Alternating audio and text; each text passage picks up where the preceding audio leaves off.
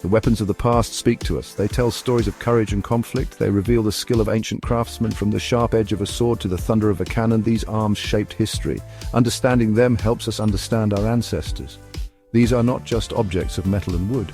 They are keys to unlocking dramatic moments from bygone eras. Imagine a Roman legionary with his gladius.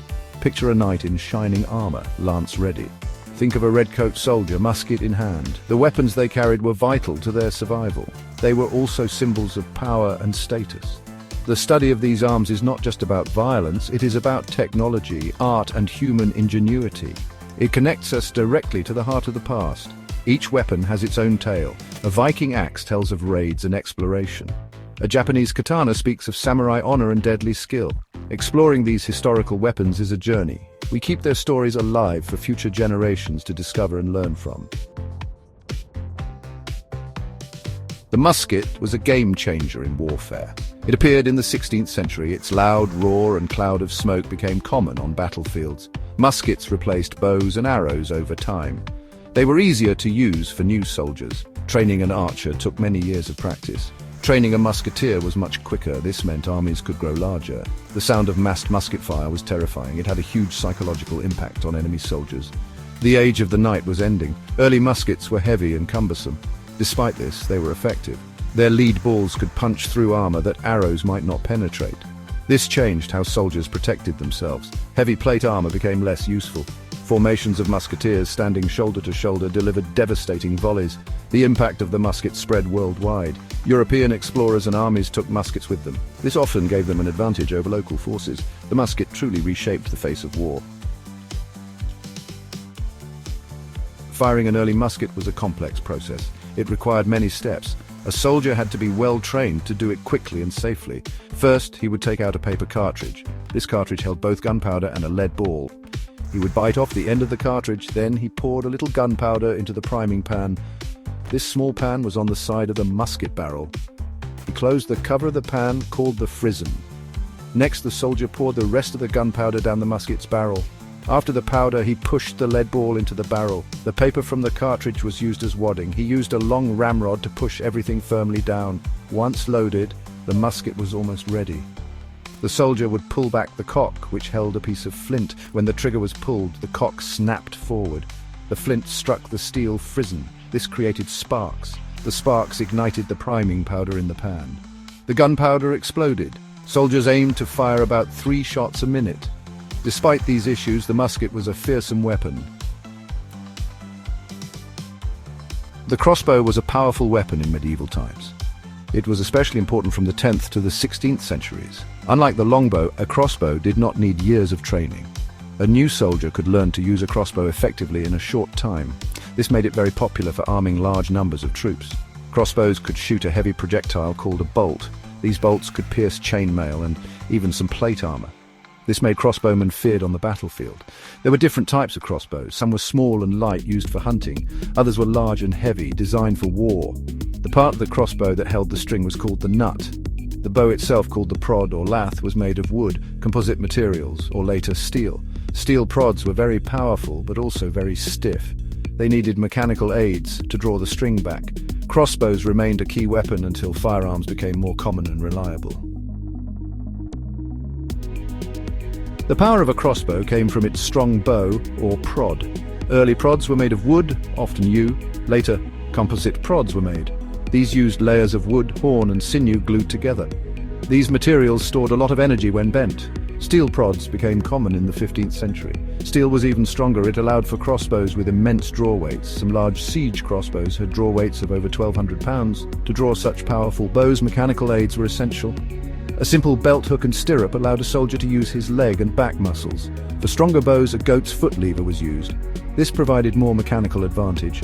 The most powerful crossbows needed a windlass, or a crane-quin. A windlass was a system of ropes and pulleys. A crane-quin was a rack and pinion device. These tools made it possible to draw very stiff bows. However, they also made the reloading process slower. Once drawn, the crossbow string was held by a rotating nut. This nut was part of the trigger mechanism. The bolt, a short, heavy arrow, lay in a groove on the crossbow's stock.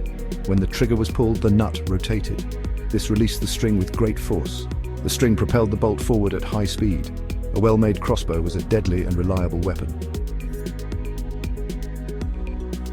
The saber is a type of sword known for its curved blade. This curve makes it excellent for slashing attacks. Sabers were often the weapon of choice for cavalry soldiers. From horseback, a rider could deliver powerful cuts to enemies on foot or other riders. The curve allowed the blade to slice effectively as the horseman rode past his target. This was much more efficient than a straight sword for mounted combat. Sabers became very popular from the 18th century onwards. In battle, cavalry charges with sabers were terrifying. Imagine hundreds of horsemen thundering across the field. Their sabers would be flashing in the sunlight. They aimed to break enemy infantry formations or fight other cavalry units. A well-aimed slash from a saber could cause serious injury, while sabers could also thrust. Their main strength was the cut. Soldiers were trained in specific drills and techniques. These taught them how to use the saber effectively from a moving horse. Different types of sabers developed in different regions. The saber was not just a weapon, it was a symbol of rank and status for officers. The making of a good saber was a true art. It required skilled blacksmiths and cutlers. The quality of the steel was very important. The blade needed to be hard enough to hold a sharp edge, but it also needed to be tough enough not to break on impact. Smiths used various techniques to achieve this balance. They might forge weld different types of steel together, or they might use differential hardening. This process made the edge very hard, while keeping the spine of the blade softer and more resilient. The shape of the saber blade was carefully designed. The curve, as mentioned, was key for cutting. The width and thickness of the blade varied along its length. This was called distal taper, thickness, and profile taper, width. These tapers affected the blade's balance and handling. A well-balanced saber felt light in the hand and was quick to move. Saber hilts were also important. They protected the user's hand and provided a secure grip. Many sabers had a knuckle bow, a piece of metal curving from the pommel to the crossguard. The grip itself was often made of wood, covered with leather, wire, or fish skin for better traction. Different cultures produced sabers with unique characteristics. How do we truly understand these weapons from the past? We can read about them, we can see them in museums, but to really know how they worked, we need to test them. Today, historians, craftsmen, and enthusiasts recreate and test historical weapons.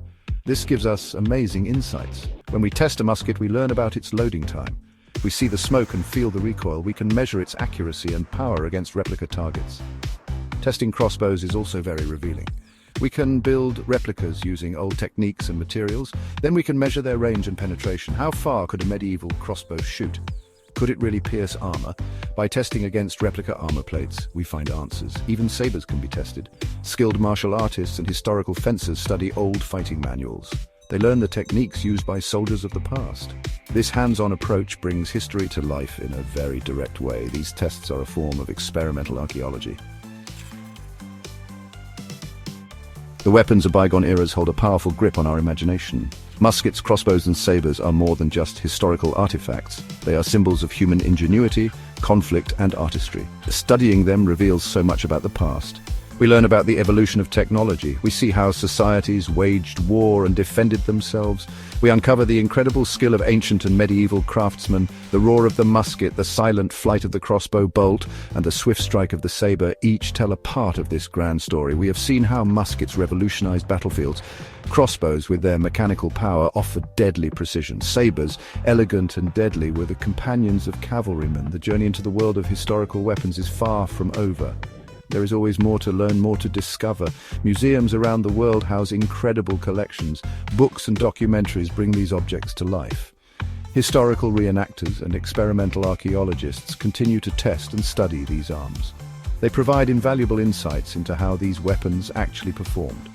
This hands-on research helps us to connect with the past in a very tangible way. The study of historical weapons is a window into the human experience in all its complexity, its violence, and its surprising creativity. It is a field rich with discovery.